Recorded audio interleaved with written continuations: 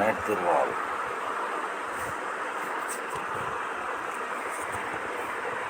Net একটু দুর্বল, তাই মাঝে মাঝে কেটে দিতে পারে। যাই হোক, সবাইকে আবারও আসসালামু আলাইকুম। সবাইকে শুভেচ্ছা জানিয়ে হঠাৎ করেই লাইভে চলে আসলাম। আশা করি আপনারা সবাই ভালো আছেন, আমিও ভালো আছি আলহামদুলিল্লাহ। কিছুদিন আগে একটা লাইভে আপনাদেরকে বলেছিলাম যে আসুন আমরা ইলেকট্রনিক্স শিখি। ইলেকট্রনিক্স শিখলে অন্তত নিজের বাড়ির কিছু কাজগুলো আমরা করতে পারি বা কিছু সমস্যাগুলো আমরা বুঝতে পারি। বর্তমান তো ইলেকট্রনিক্সের যুগ। ইলেকট্রনিক্সের যুগে অবশ্যই ইলেকট্রনিক্স শেখা প্রয়োজন, কিছুটা হলেও জানা প্রয়োজন, বড় পরিসরে না হলেও ছোটো পরিসরে। তো আজকে থেকে আমি শুরু করতে যাচ্ছি। প্রথমে আপনাদের ইলেকট্রনিক্সের সকল প্রকার পার্টসের নাম জানতে হবে। পার্টসের নাম না জানলে, পার্টস না চিনলে তো বুঝতে পারবেন না। আগে পার্টসের নাম জানুন, স্টেপ বাই স্টেপ আমি সব কিছু আপনাদেরকে বলবো, এবং সেটা মোটামুটি এমনভাবে বলবো যেটা সবাই বুঝতে পারে। আমরা যখন লেখাপড়া করেছি সেই সময়কার কথা হিসেব করলে বা বইয়ের ভাষা বলতে গেলে হয়তো অনেকেই বুঝবে না। তো যেহেতু এটা সবাইকে বোঝানোর জন্য, সেহেতু সহজ ভাষায় বলাটাই হয়তো সুবিধাজনক হবে বা সবার বুঝতে সুবিধা হবে। এই জন্যই চাচ্ছি যে সুবিধাজনকভাবেই যাতে সবাই শিখতে পারে। তো শুরু করা যাক। তার আগে আমার সব ফ্যান ফলোয়ারদের শুভেচ্ছা জানাই। যারা আমাকে স্টার সেন্ড করেছেন তাদের প্রতি আমি কৃতজ্ঞ। যারা সবসময় লাইক, কমেন্ট এবং ফলো করেন তাদের জন্য আমি কৃতজ্ঞতা প্রকাশ করছি।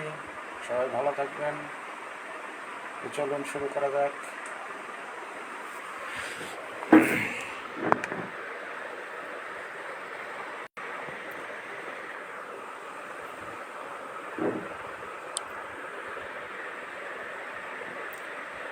প্রথমে আমি কিছু পার্ট সাজিয়ে নিয়েছি টেবিলের উপরে। আমাদের সার্কিটগুলোতে সর্বপ্রথম যেটা ইউজ হয় সেটা হলো ফিউজ। আপনারা দেখতে পাচ্ছেন, এটাকে ফিউজ বলে। এই ফিউজগুলো ভিতরে সামান্য চিকন একটা তার থাকে, সেটা একটা বিভিন্ন এম্পিয়ার অনুযায়ী চিকন মোটা হয়। সেই অনুযায়ী এই ফিউজগুলো অনেকে বাল্ব বলে, যারা জানে না বা ইলেকট্রনিক সম্পর্কে ধারণা নাই তারা বাল্ব বলে থাকে। আসলে এটা বাল্ব না, এটা জাস্ট একটা ফিউজ, যেটা শর্ট সার্কিট হলে কেটে যায়। কেটে গেলে এটা আবার নতুন করে লাগাতে হয়। তো এটা বিভিন্ন মাপের হয়ে থাকে, বিভিন্ন এম্পিয়ার হয়ে থাকে। এখানে গায়ে এদিক দিয়ে বিভিন্ন এম্পিয়ার লেখা থাকে, ভোল্ট লেখা থাকে। এটাও একটা ফিউজ। এটা সাদা সিরামিকের দেওয়া। এটা আবার বড় বড় হয়ে থাকে, অনেক বড় বড় হয়, বিভিন্ন ইন্ডাস্ট্রিয়াল কাজে আরও বড় হয়ে যায়। এটা হলো ফিউজ। এরপরে ইলেকট্রনিক্সে সর্বোচ্চ বেশি ব্যবহার হয়, যেটা সবচেয়ে বেশি, সেটা হলো রেজিস্টার। আপনারা দেখতে পাচ্ছেন, এটা হলো রেজিস্টার। এটা সর্বোচ্চ ব্যবহার হয়।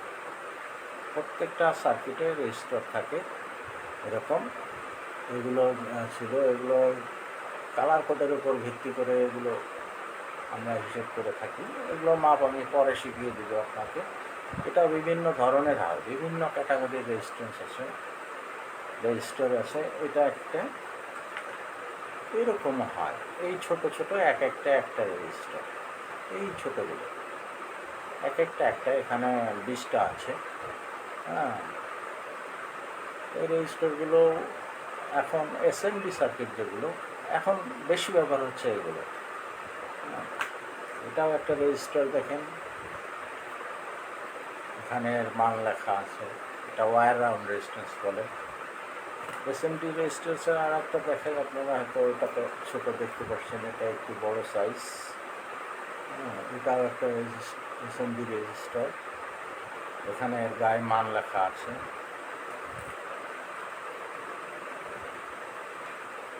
এটা এরকমও হয়, এটা সিরামিকের সিরামিক রেজিস্টার এলটি বলে, এখানে মান লেখা আছে। মাইক্রন রেজিস্টারও বলে থাকি আমরা। এটা আরও বড় হয়, এরকম এর চাইতেও অনেক বড় হয়, বিভিন্ন সময় বিভিন্ন আকারে হয়ে থাকে। এই রেজিস্টারগুলোই সবচাইতে বেশি ব্যবহার হয় সার্কিটে। এরপরে যেটা ব্যবহার হয় সেটা পিএফ এবং ক্যাপাসিটার। ক্যাপাসিটারও বিভিন্ন সাইজের হয়ে থাকে, এরকম সাইজ, দুটা পিন, এরকম নাম্বার থাকে এখানে। এখানে ভোল্ট লেখা 63 ভোল্ট, আর এটা হলো 1000 মাইক্রোফ্যারাড, যেটা আমরা সাধারণত বলে থাকি ইউএফ। আসলে ইউএফ না, এটা মাইক্রোফ্যারাড। এরকম থাকে ক্যাপাসিটার, এরকমও হয় ছোটো, এগুলো দেখুন আপনারা, আরও ছোটো হয়, এরকমও ক্যাপাসিটার হয়, একবারে ছোটো।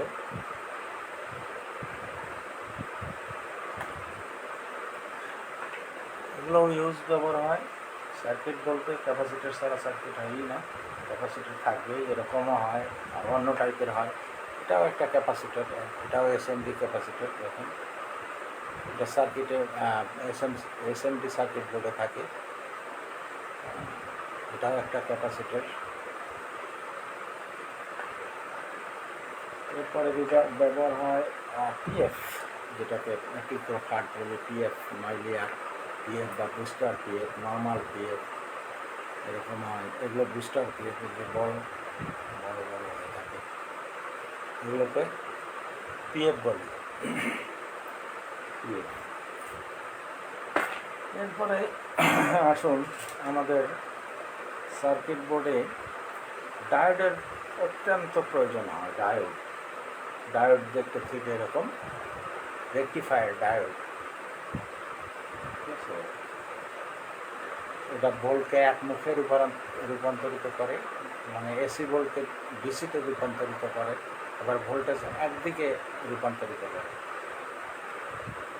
এটা একটা ডায়োড। ডায়োডও বিভিন্ন ধরনের হয়।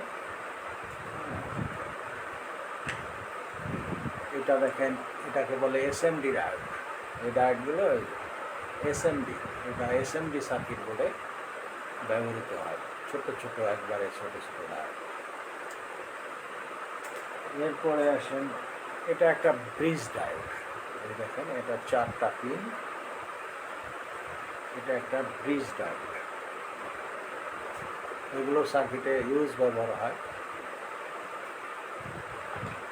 এরপরে ব্রিজ ডায়োড আরও আছে, মেটাল বডি, এটা বেশি এম্পিয়ারের, এই জন্য একটু বড়। এটা আছে, এটা থ্রি ফেজের জন্য ব্যবহার হয়। এটাতে 5টা পিন, 2টা আউটপুট, 3টা ইনপুট। এটাও ব্রিজ ডায়োড, 3 ফেজ এসি থেকে ডিসিতে রূপান্তরিত করা হয়। এইটা হলো আপনাদের যেটাকে বলে জেনার ডায়োড। এটা ভোল্টেজ রেগুলেটরের কাজে ব্যবহৃত হয়, ভোল্টেজ রেগুলেটর করার জন্য এটা জেনার ডায়োড। এরপরে যেটা ব্যবহার হয় সেটা হলো ট্রানজিস্টর, যেটাকে আমরা ট্রানজিস্টর বলে থাকি, বিভিন্ন সাইজ। এবং এটা একটা ট্রানজিস্টর, এটা হচ্ছে একবারে মোটামুটি ছোট সাইজ। এরপর আরও ছোটো আছে, যেগুলো এসএমডি আসে, আমি পরে দেখাবো আপনাদেরকে। এটা হতে পারে, এটারও বিভিন্ন সাইজ, এই যে এরকমের একটা সাইজ। এটা ট্রানজিস্টরও আছে এরকম সাইজের, আইসিও হয়, আবার ট্র্যাকও হয়। এটাও একটা সাইজ, এই টাইপের আপনার ট্রানজিস্টর হয়। আবার মসফেট আছে, এর মধ্যে মসফেট হয়, আইজিবিটি হয়, আইআরএফ হয়, এটা হলো মেটাল ট্রানজিস্টর। এর মধ্যেও বিভিন্ন ক্যাটাগরির আছে, আইজিবিটিও আছে, আবার মসফেটও আছে মেটাল টাইপের। এগুলো বিভিন্ন টাইপের, ঠিক আছে। এই টাইপেরও হয়, এটা রেগুলেটর, এই টাইপের রেগুলেটরও হয়, মসফেটও হয়, আবার আইআরএফও হয়। এটাও একটা ট্রানজিস্টর মেটাল টাইপের, খুবই ছোট্ট। এরপরে যেটা ব্যবহার হতে হয় সেটা যা ছাড়া কোনো সার্কিট বোর্ড চলেই না, সেটা হলো আইসি। আপনারা দেখতেছেন এই আইসি। আইসি মানে হলো ইন্টিগ্রেটেড সার্কিট। এর ভিতরে একটা সার্কিট আছে, বিভিন্ন আইসি বিভিন্ন রকম, এবং এর মধ্যে ডেটা থাকে, ডেটা। এই আইসিগুলো লজিক আইসিও আছে, হ্যাঁ।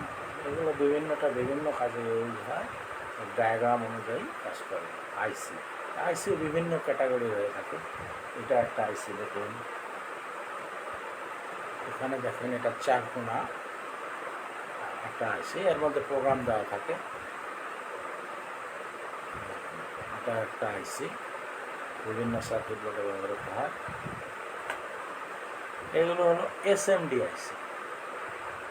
আমরা এই এসএমডি আইসিগুলো দেখতেছি। এটা এখন আর বড় আইসি ব্যবহার হয় না, এখন এসএমডি আইসি বেশি ব্যবহৃত হয়।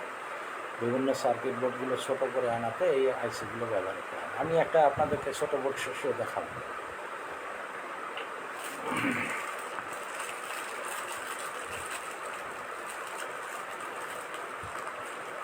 বন্ধুরা, এটা দেখতে পাচ্ছেন, এটাকে বলে ইফ্রম। এটাও একটা আইসি, তবে এটাকে আমরা বলে থাকি ইফ্রম। এটার মেগাবাইট হলো 1 মেগা 1000C।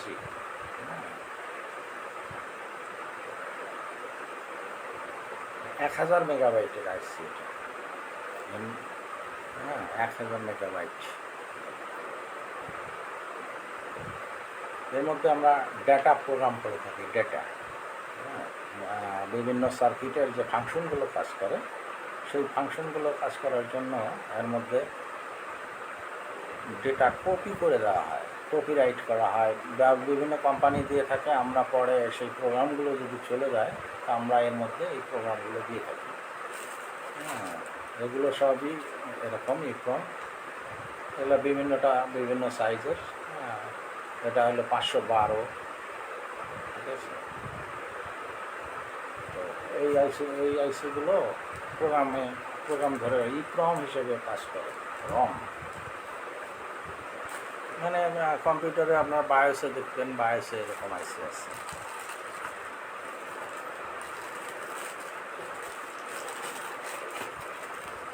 এরপরে আসি আইজিবিটিতে দেখেছেন মোটামুটি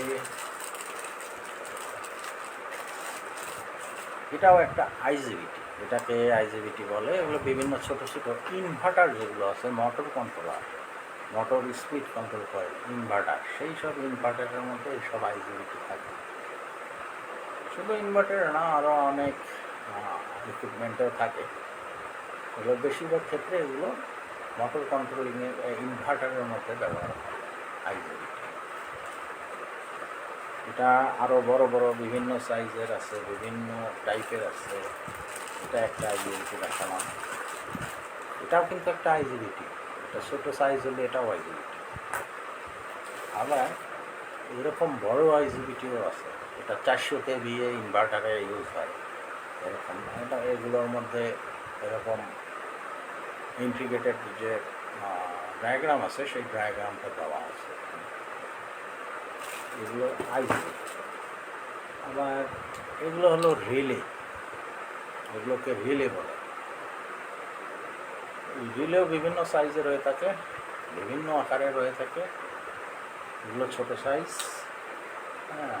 এগুলো প্রচুর ব্যবহৃত হয় ইন্ডাস্ট্রিয়াল বোর্ডে, বা বিভিন্ন ক্ষেত্রে ব্যবহার হয়। ইন্ডাস্ট্রিয়াল বলেন, যেমন ধরেন আইপিএসে, ইউপিএসে, ওগুলো প্রচুর আছে, হ্যাঁ, এগুলো ব্যবহার হয়।